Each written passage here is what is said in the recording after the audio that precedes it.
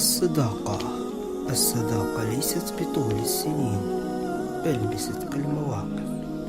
الصديق هو الذي يتمنى لك ما يتمنى لنفسه. الصديق هو الذي يحبك في الله دون مصلحة مادية أو معنوية. فاحذر مصاحبة الفساق والفجار والمجاهرين بالمعصية بالله. الحمد لله رب العالمين. halkaan marka koobaad waxaan ugu mahadcelinaynaa alle nagu kulmiyay anagoo muslimiin ah walaalna ah allah saan u mahadcelinaynaa marka labaadna hadina maniga maxamed aan ku silnaa alayhi salaatu wasalaam dhamaan meeshaan waxaan kala wadaagaynaa kulli meeshaan hadda waa website meel walba oo caalamka oo dhan uu gaaraya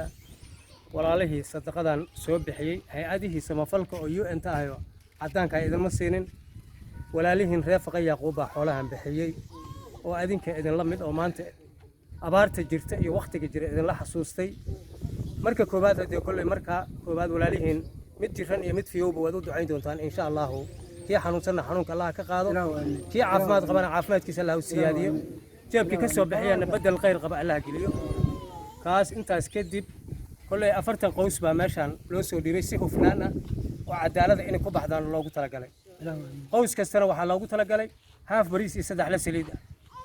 annagana odayaashana waxaa noogula talagalay shaqada in idin qabano fududeeyaal kuwa jeebkooda ka soo bixiyay iyo kuwa fududeyna in u qaybsano insha Allah sidii loogu talagalay u dhacday hadii kulay adinkaana ka warbixinay hortiinayna taala maanta wax la isu qarinayo iyo wax muhiim ku jiro iyo mara hoosteed iyo baqaar laga bixinaa ma